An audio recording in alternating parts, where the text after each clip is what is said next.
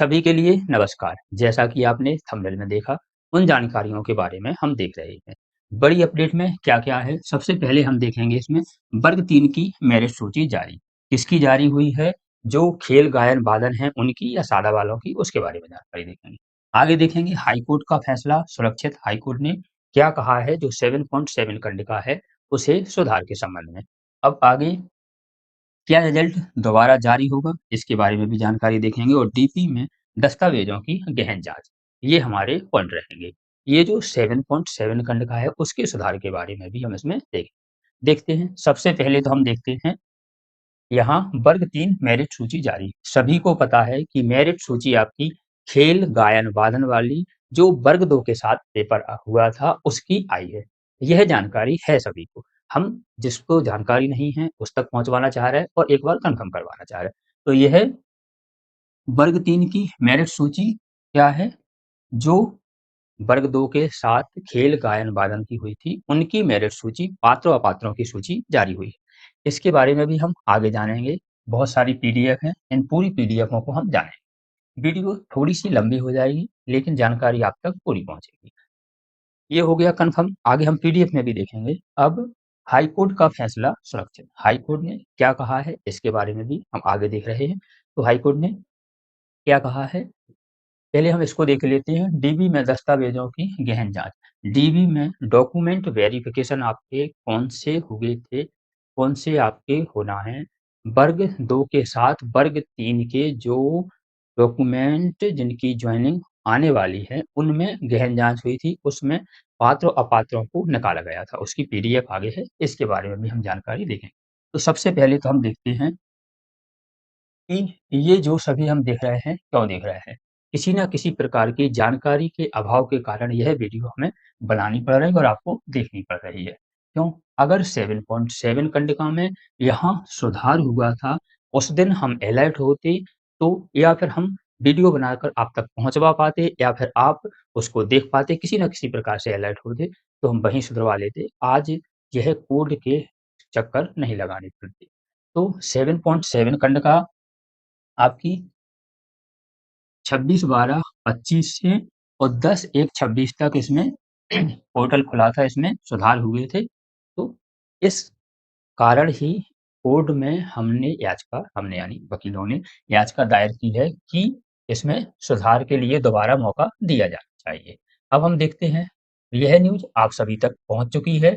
प्राथमिक शिक्षक चयन परीक्षा 2025 का जो मामला है, अपात्रों को बोनस अंक के मामले में हाई कोर्ट का फैसला सुरक्षित रख लिया है। अभी उसको ऑर्डर नहीं बताया है, जल्दी इसका ऑर्डर आएगा। इसमें क्या था, वही पुरानी बात थी कि इसमें किसी भी प्रकार से 18,000 उम्मीदवारों ने विकल्प चुन लिया था, जो 7.7 है, उसका विकल्प चुन लिया था, जिसमें जो आपका आरसीआई वाला डिप्लोमा है, वह डिप्लोमा को हाँ कर दिया था और उसी के बारे में है पूरी प्रोसेस चल रही है।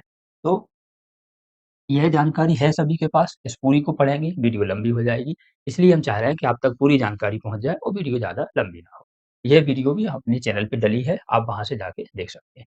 अब इसी के संबंध में कोर्ट में याचिका लगाई गई थी। याचिका के साथ क्या हुआ था, एक ये कोर्ट केस था, जो ये नंबर है, यह कोर्ट केस जो वकील द्वारा लगाया गया था इंदौर में लगाया गया था, इसमें लापरवाही हुई। लापरवाही हुई और केस को डिस्पोज़ कर दिया गया। इसमें बहुत सारी चीज़ें थी, वकालतनामा नहीं था, फीस भी जमा नहीं थी, बहुत सारी एक लंबी लिस्ट थी और इसको कर दिया गया। जब इसी के साथ अब इसे जबलपुर लगाया गया है छात्रों के द्वारा, तो जो अब यह पेंडिंग में है, जबलपुर में लगाया गया। अभ्यर्थियों ने कहा कि ये जो इंदौर के सर हैं और एडवोकेट हैं, वह सही काम नहीं कर रहे हैं, तो इसे कहाँ ले गए? जबलपुर ले गए। ये डिस्पोज़ कर दिया गया था इंदौर के द्वारा, इंदौर उसमें था कोर्ट में। ये जानकारी एक अलग है, हमें इससे मतलब नहीं, हमें तो जो है कि अभी हमारे लिए क्या लाभदायक है, जो तो पुराना था, हो गया। तो इसके लिए कहाँ ले गए? इंदौर से जबलपुर ले गए। जबलपुर यह आपका पेंडिंग है और इसी के साथ इसके साथ कुछ अन्य कारण भी हैं। क्या है कि इसके लिए जबलपुर ले गए। जबलपुर में एक यह आदेश भी दिया था। अब जो इसका फाइनल आदेश है, वह सुरक्षित कर लिया गया है, वह नहीं बताया है। यह तो आपका वह आदेश है जिसमें इसने गलतियाँ बताई थी कि आपको जो केस है आपका, केस के लिए किस प्रकार से डिस्पोज़ किया गया और इसी के साथ जो नए एडवोकेट हैं, उनके ऊपर भी जुर्माना लगा दिया गया क्योंकि इनके द्वारा एनओसी नहीं दी गई थी और वकालतनामा किसी और का था और केस कोई और ले गया था। तो इनके लिए 50,000 का फाइन भी लगाया था। अब हम देखते हैं कि इसमें जो बात रखी गई थी, वह क्या बात रखी गई थी? यदि हम इसे देखें कि इसमें अभ्यर्थियों के लिए क्या माँग रखी गई है? जो अभी केस है जिसका अभी फाइनल जो ऑर्डर है उसे अभी सुरक्षित कर लिया गया, संरक्षित कर लिया गया, उसमें क्या माँग रखी गई थी? तो सबसे पहली माँग थी कि जो प्रतिवादियों को निर्देश दिए गए थे 1 मिनट हम इसका चेंज कर लेते हैं कलर, कलर ये रहा। तो प्रतिवादियों को निर्देश दिए जाएँ कि वे याचिकाकर्ताओं की उम्मीदवारी पर विशेष डिप्लोमा धारक श्रेणी के बजाय सामान्य डिप्लोमा धारक श्रेणी के तहत विचार करें और फॉर्म में हुई अनजाने में हुई गलती को चयन त्रुटि जो आपकी चयन परीक्षा है उसमें त्रुटि समझकर नज़रअंदाज कर दें और इसमें एडिट करें। ठीक है ना? पहला तो ये था कि यह जो त्रुटि है, यह त्रुटि हमारे से धोखे से हुई है। लेकिन इसी के साथ एक ऑर्डर और जारी हुआ था जिसमें आरसीआई वाले अभ्यर्थियों ने कहा था कि जो भी अभ्यर्थी हैं जिन्होंने आरसीआई डिप्लोमा टिक कर दिया है, वह फर्जी हैं और गलत तरीके से नौकरी लेना चाहते हैं। उसका भी यही था कि जो आरसीआई वाले हैं, आरसीआई वाले जितने भी अभ्यर्थी हैं उनका डिप्लोमा ले लिया जाए। उसका डिप्लोमा उन सभी अभ्यर्थियों का डिप्लोमा ले लिया जाए, जिनके पास डिप्लोमा है और वही सिर्फ़ इसमें फ़ॉर्म भरें और जॉइनिंग करें। और जिनके आरसीआई के जो कम नंबर हैं, उनको भी उठा लिया जाए। जैसे मान लीजिए किसी के गलती से आ गए और इसके हैं 45 नंबर और लिस्ट अगर आपकी है, किसी के नंबर आए हैं 40 तो 45 तक लिस्ट आई तो इनका कहना है कि आरसीआई वाले जिनका गलती से भर गया है, ये यदि कम होंगे कम होंगे तो जो 45 से लिस्ट कम होकर 43 पर भी आ सकती, 40 पर भी आ सकती, तो उन्हें बेनिफिट होगा। तो उन्होंने यह याचिका लगाई थी। यही याचिका बस शब्द अलग थे, यही याचिका किसने लगाई थी? जिनसे गलती हो गई। उनने भी कहा था कि 7.7 हमसे गलती से भर गया है और इसे अलग कर कर जिनके पास है उनका डिप्लोमा ले लो या जिनके पास है उन्हें वह नौकरी दे दो, जिसके पास नहीं है उन्हें सादा उसमें दे दो। क्योंकि जो यहाँ लिखा है ना जो डिप्लोमा है, सामान्य डिप्लोमा है, डीएल-एड है, विशेष शिक्षक का उनके पास नहीं है, आरसीआई वाला डिप्लोमा नहीं है। आगे क्या माँगी थी? प्रतिवादियों को निर्देश दिया जाए कि वे विशेष डीएलएड कॉलम में किए गए गलती चयन को एक लिपिकीय अनजाने में हुई त्रुटि के रूप में मानें। यह जो त्रुटि है, जो इन्हें लगाया था ना कि ये इसने गलती से ले लिया है और यह हमारी नौकरी लेना चाहते हैं, हड़पना चाहते हैं, ये चीटर है। तो ऐसा नहीं है, यह क्या हुआ है अनजाने में लिपकी ये गलती है, अनजाने में हुई है। क्यों? इसमें चीटिंग हो ही नहीं सकती। हम कह दें हमारे पास पीएचडी है और उसे नौकरी लग रही, तो डिग्री, डिप्लोमा आपको दिखाना पड़ेगा, कागज़ दिखाना पड़ेगा। तो ये झूठ क्यों बोलेंगे कि आरसीआई डिप्लोमा है? आरसीआई डिप्लोमा हाँ क्यों करेंगे? जबकि उनके पास नहीं है। हाँ करेंगे तो उन्हें डॉक्यूमेंट वेरिफ़िकेशन में दिखाना पड़ेगा ना। तो वही माँग चल रही है कि लिपकीय गलती है, अनजाने में हुई त्रुटि समझकर इसमें सुधार का मौका दिया जाए। आगे क्या माँग रखी गई थी? आगे क्या माँग थी? अब इस पर जिस भी प्रकार से जैसे ही ऑर्डर आता है, आप तक पहुँचवा दिया जाएगा। पहले हम देख रहे हैं जो अभी तक जो बातें हैं। आगे है प्रतिवादियों को निर्देश दिए जाएँ कि वे याचिकाकर्ताओं को आगे की चयन परीक्षा में भाग लेने की अनुमति दें।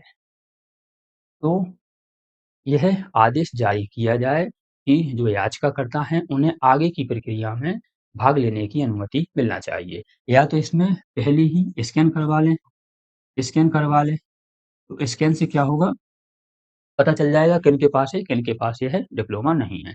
या फिर जहाँ पर सत्यापन की जगह डिप्लोमा लगाएँ, उनके नंबर कम या ज़्यादा कर दें, ऐसा हो जाए। मोस्ट बात एक ही थी कि जिनके पास डिप्लोमा हो, उनकी डिप्लोमा की नौकरी दे दो, जिनके पास डिप्लोमा नहीं हो, उन्हें बिना डिप्लोमा वाली नौकरी दे दो। साधारण सा काम था, यह गलती हो गई है।